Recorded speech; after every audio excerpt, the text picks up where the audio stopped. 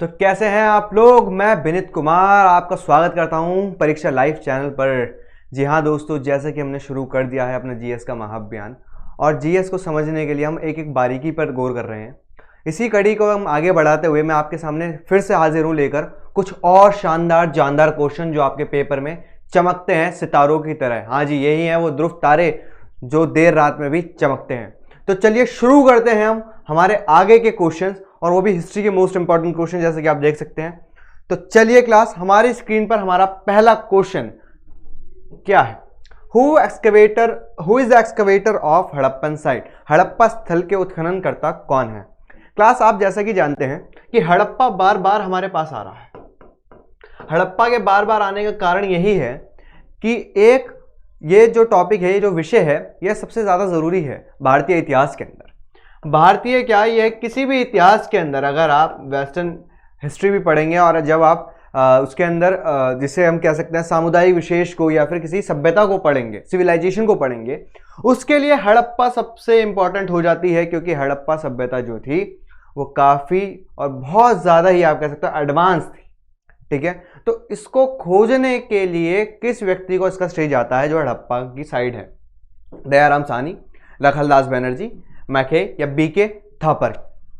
Class, आप जो question है उसको ध्यान से समझना और ये देखना कि यहां पर हड़प्पा लिखा है। यहां पर क्या लिखा है, हड़प्पा लिखा है, ना कि मोहनजोदड़ो। हड़प्पा और मोहनजोदड़ो दोनों ही अलग जगह हैं। हड़प्पा अलग है, मोहनजोदारो अलग है।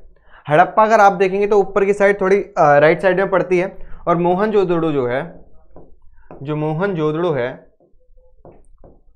जो मोहनजोदारो भी कहते हैं इसे, मोहनजोदड़ो आपकी जो है वो इंडस नदी पर है, यानी सिंधु नदी के किनारे पर बसी है ये सभ्यता, ये जो शहर है मोहनजोदड़ो। ठीक है, हड़प्पा उससे अलग है। हड़प्पा आपका थोड़ा इंडिया की साइड पड़ जाता है। तो क्लास, जो हड़प्पा की साइड थी वो और किसी ने नहीं, वो खोजी थी दयाराम साहनी जी ने। दयाराम साहनी जी ने कब खोजी थी 1921 से 1922 के बीच। ठीक है, ये दो डेट है, 1921 से 22। अच्छा सर, तो रखलदास बनर्जी ने क्या खोजा था और इनका नाम क्यों आता है बार बार। अगर आप 12वीं की हिस्ट्री किताबें पढ़ेंगे तब भी वहां पर रखलदास बनर्जी का नाम दे रखा है। और अगर आप रखलदास बनर्जी को पूरे नाम से नहीं समझ पा रहे तो इनकी शॉर्ट फॉर्म है RD बनर्जी। जी हाँ क्लास, बहुत बार क्या होता है हम शॉर्ट फॉर्म से जानते हैं। ठीक है, फुल फॉर्म हमें नहीं पता होती। तो RD बनर्जी है रखलदास बनर्जी। हाँ जी क्लास, रखलदास बनर्जी ने मोहनजोदारो की खोज की थी। वो भी कब, इन्होंने ही की थी खोज किसी मोहनजोदारो की। और कब की थी, 1922 में, यानी उत्खनन किया था। खोज का मतलब है यहाँ पे उत्खनन किया था, यानी उसको खोजा था।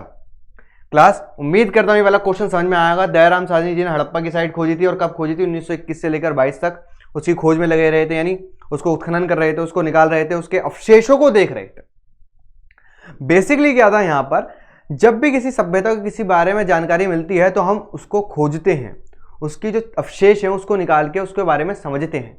इसलिए दयाराम साहनी जी ने इसको किया था।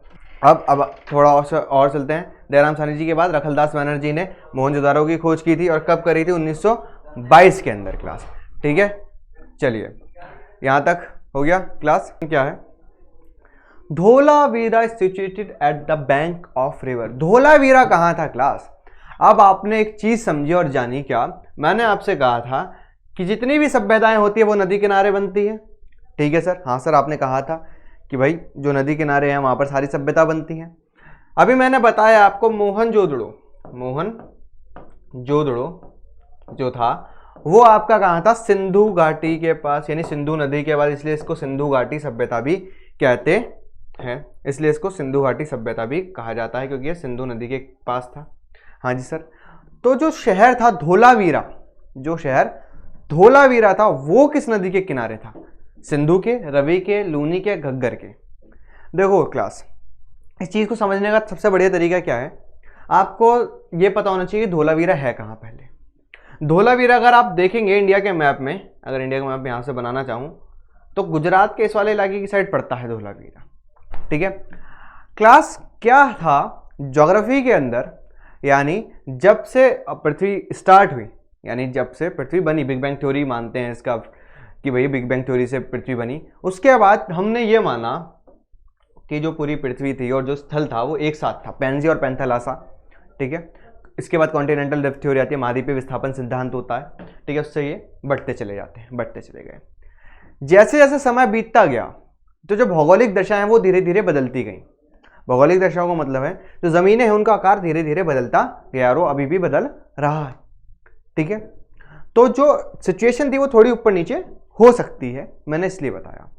अब ये क्यों बताया, क्योंकि जो धोलावीरा शहर था वो इधर इसी किनारे बसा था। अब यहां पर सिंधु नदी तो बहती नहीं गुजरात के पास, सिंधु नदी तो ऊपर पंजाब और कश्मीर से होती हुई चली जाती है सिंधु, ठीक है। सिंधु रावी भी वहीं से चली जाती है, अगर आप देखें तो ना सिंधु हुई ना रावी हुई। मैंने तो आपको क्या बताया, धोलावीरा तो गुजरात के पास है। अब आती है लूनी या घग्गर, घग्गर तिस्ता, ये ऊपर बहने वाली नदियां हैं क्लास, इधर की साइड। चंबल, बेतवा, केन, सोन, ये मध्य प्रदेश की साइड बहती हैं क्लास, ठीक है। तो हमारे पास कौन सी बस्ती है, एकमात्र लूनी नदी, एकमात्र हमारे पास बस्ती है लूनी नदी, एकमात्र हमारे पास है लूनी नदी। और लूनी नदी ही क्यों, क्योंकि लूनी नदी जो है यही एकमात्र सबसे लंबी नदी है, सबसे लंबी नदी है। अब कहोगे आप सर सबसे लंबी नदी तो गंगा है, ठीक है, ब्रह्मपुत्र भी है उसके अंदर। तो एकमात्र सबसे लंबी नदी पर कौन सी है, ये सुनो क्लास। एकमात्र सबसे लंबी नदी है ये किस बेसिस पे, ये हमारे रेगिस्तान के बेसिस पे, रेगिस्तान के अंदर बहने वाली सबसे लंबी नदी है लूनी नदी, ठीक है क्लास। यानी जो हमारा रेगिस्तानी इलाका है, रण ऑफ कच्छ, ठीक है, और थार मरुस्थल के पास जो सबसे लंबी नदी बहती है वो है लूनी नदी, ठीक है। अब क्लास ये बात समझ में आई, यानी धोलावीरा लूनी नदी के किनारे स्थित है।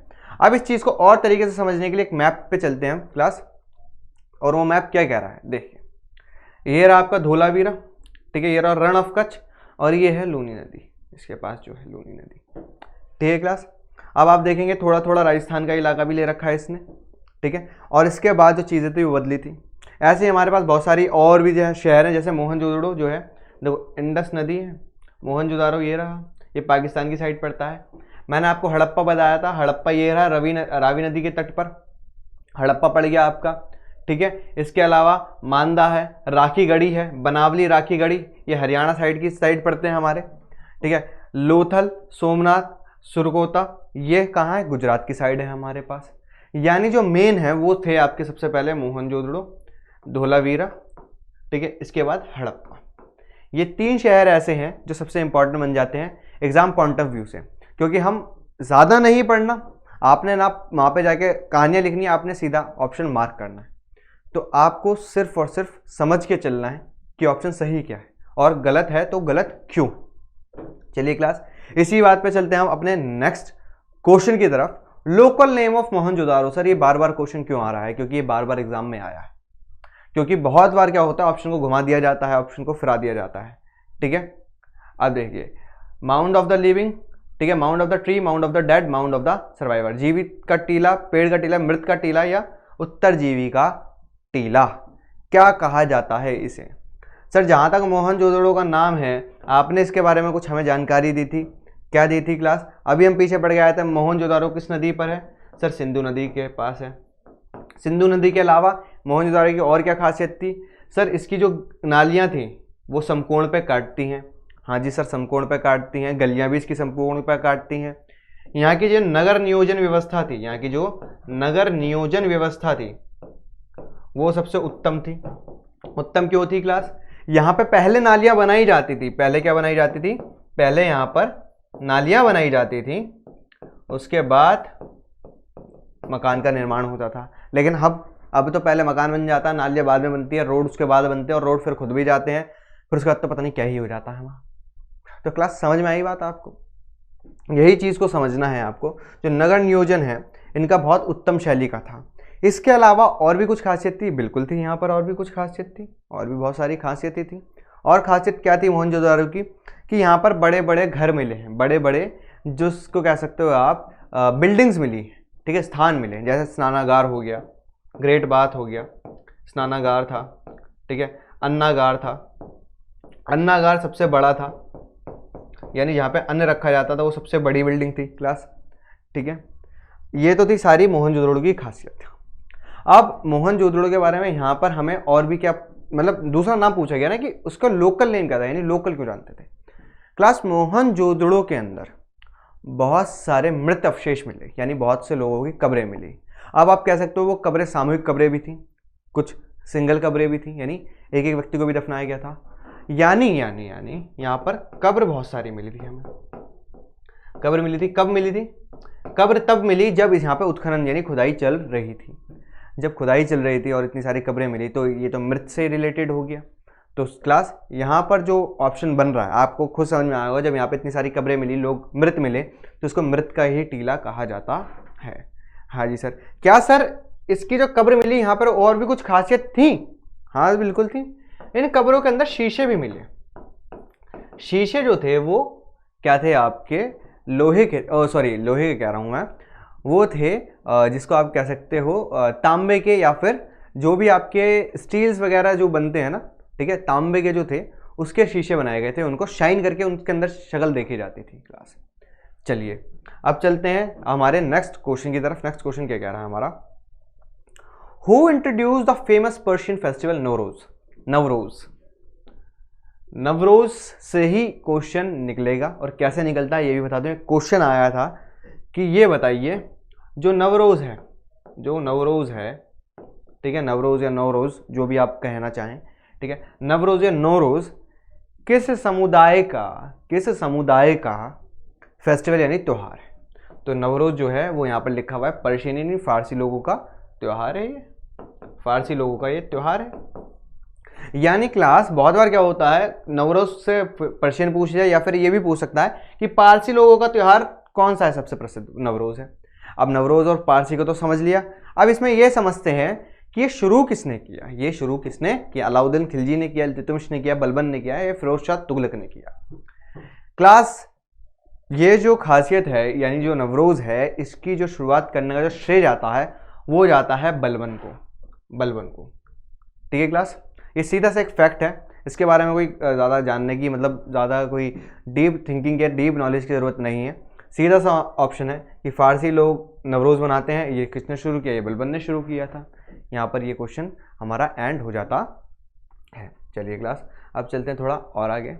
Who founded the Pal empire? Pal साम्राज्य की स्थापना की नहीं, देवपाल ने, धर्मपाल ने, ध्रुव ने या गोपाला ने। क्लास अब बताइए, यहां पर दो ऑप्शन में आप हमेशा कंफ्यूज हो गया, तो धर्मपाल या गोपाल। ठीक है, मैं आपको बता देता हूं कि दो ऑप्शन में हमेशा कंफ्यूजन होगी आपको, धर्मपाल था, गोपाल था। क्योंकि जब आप पढ़ोगे इसे तो आप कुछ किताबों में तो इसे पाओगे धर्मपाल और कुछ किताबों में पाओगे गोपाल। यानी मैंने पहले ऑप्शन बता दिए, धर्मपाल या गोपाल, यानी देवपाल गलत हो गया, ध्रुव गलत हो गया। तो बताइए धर्मपाल या देवपाल? अब बताइए क्लास क्या होना चाहिए इसका? क्लास इसका जो ऑप्शन है वो है और कुछ नहीं, गोपाल, यानी डी गोपाल। आप कहेंगे सर गोपाल तो ठीक है, गोपाल है क्यों? क्योंकि 8वीं शताब्दी में, कब? 8th सेंचुरी में, 8वीं शताब्दी के अंदर गोपाल ने पाल एम्पायर की स्थापना करी थी। लेकिन इसके बाद, गोपाल के बाद धर्मपाल ने, किसने?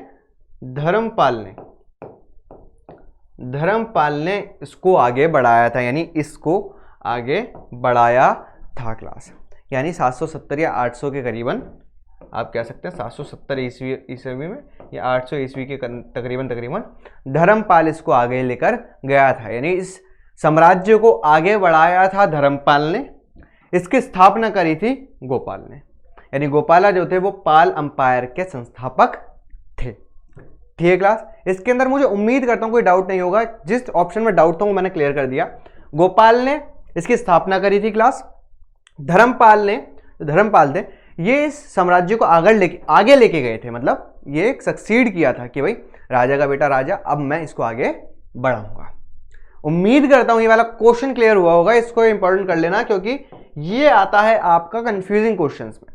कंफ्यूजिंग क्वेश्चन में क्यों आता है? क्योंकि बहुत बार क्या होता है, ऑप्शन कुछ ऐसे बना दिए जाते हैं कि आप हमेशा कंफ्यूज रहेंगे, क्योंकि बहुत सी किताबें हैं जिसके अंदर धर्मपाल दे रखा है, बहुत सी किताबें जिसमें गोपाल दे रखा है। अब जो पेपर बना रहा है वो भी तो किसी ना किसी किताब से बना रहा होगा ना। जब उन्हें पता चलता है कि ऐसा क्वेश्चन है तो ऐसा क्वेश्चन देना पसंद करते हैं। ठीक है, क्योंकि इतिहास के अंदर बहुत सी चीजें वो कंफ्लिक्ट में यानी विरोध में रहती।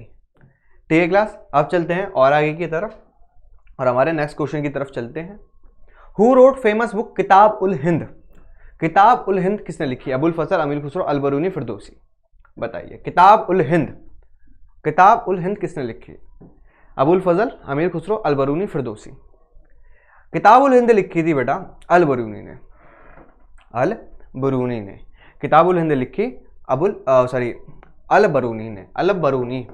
अल बरूनी जो था वो किसके साथ यानी किसके समकालीन था?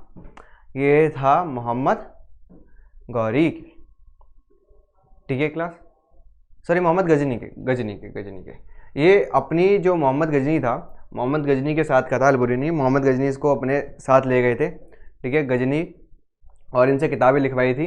किताब उल हिंद के अंदर जो हिंदी क्या जो कह सकते हैं आप, जो हिंद यानी जो भारत देश है उसकी सारी खासियत, यानी जो भारत की जो खासियत है, भारत की खासियत के बारे में इन्होंने लिखा था कि भाई भारत है कैसा। सर अबुल फजल ने क्या लिखा था? क्योंकि अबुल फजल और अल बरूनी थोड़े कंफ्यूजिंग में रहते हैं।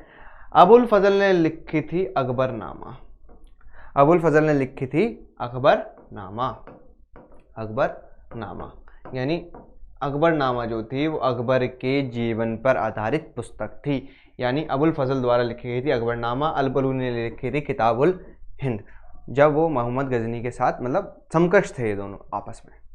तो उम्मीद करता हूँ ये वाला क्वेश्चन भी आपको हो गया होगा तबीयत से क्लियर। चलिए अब चलते हैं आगे की तरफ। हु सेड हनूज दिल्ली दूरस्त? क्लास ये बहुत अच्छी स्टोरी है, ठीक है, जब ये कहा गया था।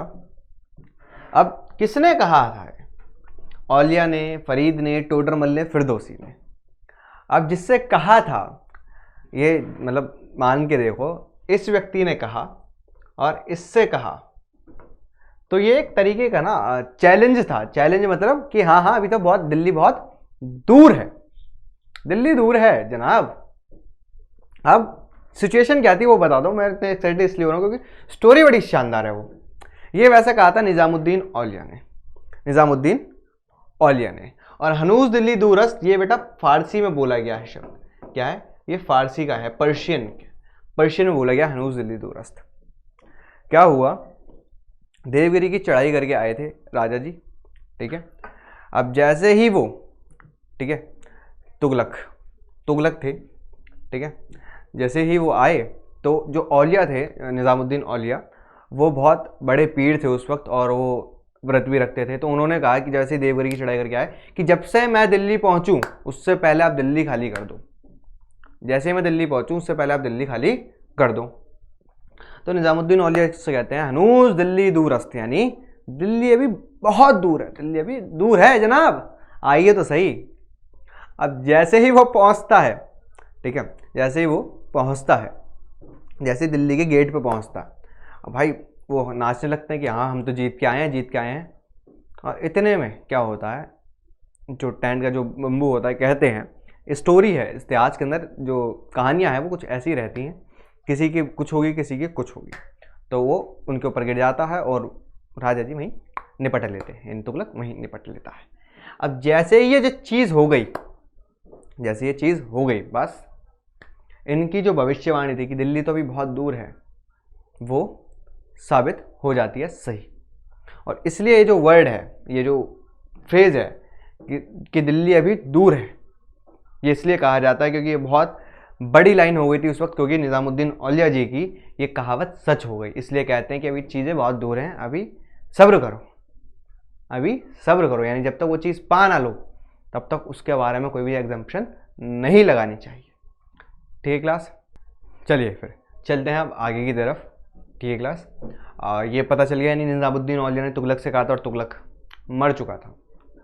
चलिए अब आता है the Veda that contains charms and spells towards of evils and disease. कौन सा वेद है जिसके अंदर बीमारियों और ईविल से लिखे हुए मतलब मंत्र लिखे हुए? ऋग्वेद, अथर्ववेद, सामवेद, यजुर्वेद।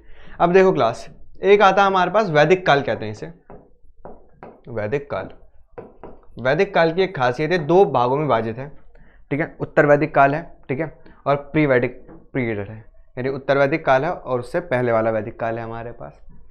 प्री वैदिक या पोस्ट वैदिक वैदिक काल के अंदर सबसे खास बात यह है, जो पहला पार्ट है उसमें सिर्फ और सिर्फ एक वेद बना, ऋग्वेद। ऋग्वेद बना बस।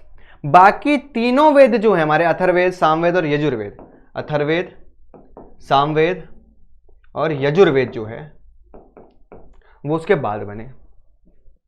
ठीक है, वो उसके बाद बने।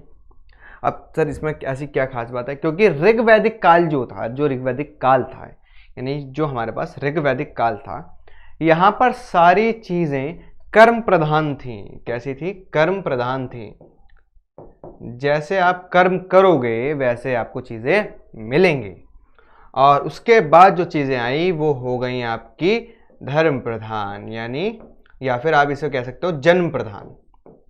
ठीक है, यानी जिस जगह आप जन्म लोगे वैसा आपको बोला जाएगा। जैसे हम एक चीज समझ के देखें, एक व्यक्ति है, उसने जन्म लिया ब्राह्मणों के कुल में। ठीक है, ये ब्राह्मण और क्षत्रिय वैश्य शूद्र की बात चल रही है यहाँ पर बेसिकली। ब्राह्मण के घर में पैदा हुआ, लेकिन उसने व्यापार करना चालू कर दिया, तो वो ब्राह्मण नहीं कहलाएगा, वो कहलाएगा वैश्य। ठीक है क्लास। लेकिन उसके बाद जब चीजें बदली, यानी ऋग्वैदिक काल के बाद जब चीजें बदलनी चालू हुई, तो जो व्यक्ति जहां पे जन्म लेगा, अगर उसने ब्राह्मण परिवार में जन्म लिया है तो वो ब्राह्मण ही कहलाएगा, बेशक वो कर्म कुछ भी करे। तो यानी ऋग्वैदिक काल तक तो चीजें सही थी, उसके बाद चीजें बदलनी चालू हो गई, यानी बिगड़नी चालू हुई। मैं बदलती हुई नहीं कहता, बिगड़नी चालू हुई, जिसने हमारे समाज को इतने अलग तरीके से बांट दिया, बाइफिकेट कर दिया। तो ऋग्वैदिक काल समझ में आया होगा। ऋग्वेद जो था, ठीक है, वैदिक काल था, उसके अंदर ऋग्वेद जो था वो पहले बना, और बाकी ये तीनों जो शास्त्र थे यानी जो वेद थे हमारे, ये बाद में बने। अच्छा, अब यहां पर पूछ रहा है किसने ईविल्स और डिसीज यानी जो बीमारियों से लड़ने वाले मंत्र किसके अंदर है? वो और किसी में नहीं, वो सिर्फ और सिर्फ है अथर्ववेद के अंदर। वो है अथर्ववेद के अंदर क्लास। चलिए अब चलते हैं हमारे नेक्स्ट क्वेश्चन की तरफ। नेक्स्ट क्वेश्चन क्या है हमारे पास? In Jainism perfect knowledge is referred to as. Jainism में परफेक्ट नॉलेज किसे कहते हैं? निर्वाण, रत्न, कैवल्या, जिन। देखो क्लास, रत्न नहीं है, जिन नहीं है। अब निर्वाण और कैवल्या ये दो वर्ड ऐसे हैं, दोनों कंफ्यूज हो गए। क्योंकि जैन धर्म और बौद्ध धर्म जो था वो आसपास के यानी एक दूसरे के समकालीन बैठते हैं, तकरीबन कह रहा हूं मैं। ठीक है, अगर आप इसको पढ़ने जाओगे तो आपको पता चलेगा कि दोनों धर्म के अंदर चीजें समान है बेसिकली, बिल्कुल। मतलब आप ये सोचो कि जैन धर्म बेशक कठोर है, जैन धर्म काफी कठोर है, ये मानिए बात, जैन धर्म काफी कठोर है, लेकिन बौद्ध धर्म जो है वो उससे इजी है। इसके अंदर एक क्वेश्चन आता है कि जैन धर्म क्यों फैला था इतना, सॉरी जैन धर्म कम क्यों फैला, बौद्ध धर्म ज्यादा क्यों फैला था? बौद्ध धर्म ज्यादा फैलने का कारण ये था कि जितने भी लोग आते थे वो जो बौद्ध धर्म को जानते थे वो जाकर, फायान हो या कोई भी हो, दूसरे देशों में जाकर उसका प्रचार प्रसार करते थे। लेकिन जैन धर्म इतना कठोर था कि जैन धर्म को कोई भी अपना नहीं पाता था। जैन धर्म इतना कठोर था कि उसको कोई अपना नहीं पाता था। जैन धर्म के अंदर जीव हिंसा बिल्कुल ही पाप थी और वर्जित थी। बिल्कुल पाप का मतलब है कि आप चींटी तक नहीं मार सकते। अगर आपने चींटी मार दी तो आपको परम ज्ञान की प्राप्ति नहीं होगी, मतलब आपने क्या कर दिया? पाप कर दिया, पाप। अच्छा, यहां पर जो परफेक्ट नॉलेज है यानी पूर्ण ज्ञान, उसी को हम कहते हैं परम ज्ञान की प्राप्ति। परम ज्ञान की प्राप्ति जो बुद्ध को हुई थी, परम ज्ञान की प्राप्ति यानी परम सत्य की प्राप्ति, तभी वो भगवान के रूप में हो गए। जिस व्यक्ति को परम ज्ञान प्राप्त हो जाता उसके लिए फिर इस दुनिया में जानने के लिए कुछ भी शेष नहीं रह जाता। तो जैनिज्म और बौद्धिज्म यानी जैन धर्म और बौद्ध धर्म दोनों के अंदर परफेक्ट नॉलेज यानी संपूर्ण ज्ञान की प्राप्ति है, लेकिन दोनों के अंदर टर्मिनोलॉजी अलग है, यानी दोनों के अंदर उस शब्द को अलग अलग तरीके से कहा जाता है। एक में निर्वाण कहा जाता है, एक में कैवल्य कहा जाता है। तो क्लास यहां पर हमसे पूछा जैनिज्म में, जैनिज्म के अंदर पूर्ण ज्ञान की प्राप्ति को और कुछ नहीं कहा जाता है, कैवल्य। ठीक है, यानी इसका सीधा सीधा अर्थ हो गया जो निर्वाण की प्राप्ति है वो होती है हमारे बौद्ध धर्म के अंदर। कहां होती है क्लास? बौद्ध धर्म के अंदर होती है निर्वाण की प्राप्ति, यानी जब निर्वाण की प्राप्ति सिर्फ और सिर्फ बौद्ध धर्म में होती है, और कैवल्य होता है हमारा जैन धर्म में। कहां होता है क्लास? जैन धर्म में। यानी जब संपूर्ण ज्ञान की प्राप्ति होगी तो बौद्ध धर्म में उसको निर्वाण कहा जाएगा और जैन धर्म में उसको कैवल्य कहा जाएगा क्लास।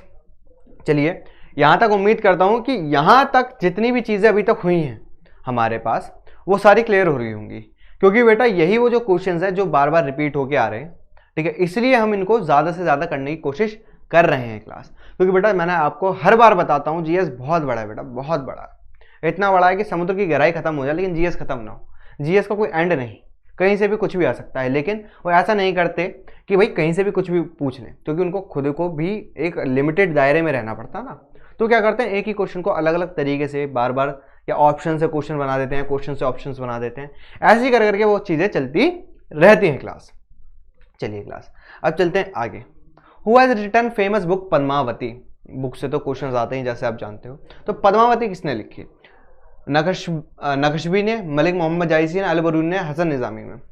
पद्मावत, पद्मावत राजा रतन सिंह, कौन से थे? राजा रतन सिंह, राजा रतन सिंह। और पद्मावती, पद्मावती के वियोग की एक कविता है, ठीक है, वियोग के बारे में लिखी हुई है। जब राजा रतन सिंह जी चले जाते हैं और पद्मावती जी उनके विलाप के अंदर ये पूरा जो सिनेरियो बनता है, क्रिएट होता है, तो लिखी किसने थी? बात है कि लिखी किसने थी। कहानी तो हमें समझ में आ गई किसके बारे में लिखी थी, राजा रतन सिंह और पद्मावती जी के बारे में लिखी थी, लेकिन लिखी किसने थी? नक्शबी ने, जायसी ने, अल बरूनी ने या हसन निजामी ने। क्लास पद्मावत किताब लिखी थी मलिक मोहम्मद जायसी ने, मलिक मोहम्मद जायसी ने किताब लिखी थी। जायस से थे इसलिए इनका नाम जायसी है। तो क्लास एक छोटा सा क्वेश्चन है, ठीक है, इसके अंदर ज़्यादा कोई डिटेल की बात तो नहीं है। जो थी ये बता दी कि राजा रतन सिंह और पद्मावती के बारे में थी, और किस लिए था ये? इनका वियोग था, यानी वियोग था, और ये पद्मावती जी के मन की जो दशा है वो बता रहे थे उसके अंदर कि भाई हार्ड हुए सब संख, ऐसे कुछ करके कविता 12वीं क्लास के अंदर है ये कविता, और वो मलिक मोहम्मद जायसी उसके राइटर हैं क्लास। तो चलिए अब चलते हैं हमारे नेक्स्ट क्वेश्चन की तरफ। What is the capital of Avanti? Avanti की कैपिटल क्या है? गया, उज्जैन, सतना, वल्लभी। क्लास बताइए। अवंती यानी ये जो है ये फिर मौर्य काल से आ गया है क्वेश्चन आपका। मौर्य काल के अंदर तो आप जानते हैं अलग जो भारत था वो काफ़ी बड़ा था, उनको अलग अलग कैपिटल्स में बांट दिया गया था, मतलब अलग अलग राज्यों में बांट दिया गया था, उनकी राजधानियाँ भी थी। तो अवंती की राजधानी क्या थी? गया थी, उज्जैन थी, सतना था या वल्लभी थी? क्लास बताइए, क्लास क्या थी इसकी? अवंती की जो कैपिटल थी वो बेटा गया नहीं थी, गया बिहार के अंदर है जैसे आप जानते हो। सतना भी बिहार में, वल्लभी नहीं थी, बची उज्जैन। उज्जैन यानी महाकालेश्वर की नगरी। तो चलिए क्लास क्या सिर्फ सर अवंती ही थी? नहीं बेटा, ऐसे तो बहुत सारे राज्य थे। और कौन कौन से राज्य थे हमारे पास अब जानते हैं। ये हैं वो सारे राज्य। ये देखो महाजनपद, उनकी कैपिटल, और इस वक्त वो कहाँ पर है? जैसे अंगा, अंगा की कैपिटल थी चंपा, और इस वक्त वो भागलपुर या मुंगेर में है। मगध सबसे इंपॉर्टेंट, मगध, मगध की गिरिराज या राजगीर, राजगीर पूछता है वैसे, ये कहाँ पे? गया और पटना में। काशी, काशी यानी काशी में ही है। बनारस, वत्स कौशाम्बी में, इलाहाबाद जिसे कहते हैं, वत्स भी इंपॉर्टेंट हो जाती है। कौशाल सरस्वती यानी ईस्टर्न यूपी। सूरसेन की है मथुरा, मथुरा में ही है। पांचाल, पांचाल के अंदर अनिक्षत्रा या कंपिल्या जिसको वेस्टर्न उत्तर प्रदेश भी कहते हैं। कुरु इंद्रप्रस्थ मेरठ और साउदर्न हरियाणा। कुरु, कुरु भी इंपॉर्टेंट है, मत्स्य भी इंपॉर्टेंट है। मत्स्य के विराटनगर जो जयपुर में है इस वक्त, ठीक क्लास। छेदी, सोतिवती, बांदा यानी बुंदेलखंड में। अवंती, अवंती पूछा उज्जैन या माहिष्मती? उज्जैन या माहिष्मती, पहले उसका नाम माहिष्मती था, फिर बाद में उसका नाम उज्जैन कर दिया गया था। माहिष्मती वही जो आपने देखी ना मूवी, कौन सी है, क्या नाम उस मूवी का? बाहुबली, माहिष्मती वही, ठीक है। मध्य प्रदेश है मालवा। गांधार की है तक्षशिला, गांधार भी है जहाँ पे तक्षशिला जिसका विश्वविद्यालय है। रावलपिंडी, कंबोज, पुंछ, राजौरी और हजरा के अंदर है। अस्माक, प्रतिष्ठा, पैठान यानी बैंक ऑफ गोदावरी, गोदावरी नदी के तट पर है। वज्जी, वज्जी की वैशाली जो वैशाली में ही है इस वक्त। मल्ला की है कुशीनारा जो है देवरिया या यूपी के अंदर। बेटा ये जितने मैंने रेड से मार्क करें ये है मोस्ट इंपॉर्टेंट, जिससे क्वेश्चन बनता ही बनता है बार बार। मगध इंपॉर्टेंट हो जाता है, वत्स इंपॉर्टेंट हो जाती है, कुरु मत्स्य, ठीक है, अवंती, गांधार और वज्जी, ये सबसे इंपॉर्टेंट है। सबसे इंपॉर्टेंट किस लिए है? क्योंकि अगर आप पेपर उठा के भेजोगे तो सबसे ज्यादा इनमें से ही सवाल आए हैं कि इनकी कैपिटल क्या है या फिर इनकी मॉडर्न लोकेशन क्या है। मॉडर्न लोकेशन यानी इस वक्त ये कहां पर है, इस वक्त ये साम्राज्य इस वक्त ये कहां पर है क्लास। चलिए अब चलते हैं आगे की तरफ। नेक्स्ट क्वेश्चन है, most depicted animal of the Indus valley civilization. Sindhu घाटी सभ्यता का सर्वाधिक चित्रित पशु कौन सा था? चित्रित यानी जिसको सबसे ज्यादा चित्रों में बनाया गया था। आपको पता होगा सेलखड़ी का पत्थर होता था, सेलखड़ी का था, ठीक है, इस पे उकेरी जाती थी और इनकी लिपि की भी एक खासियत थी, लिपि अज्ञात है इसकी और ये ऐसे लिखी जाती थी।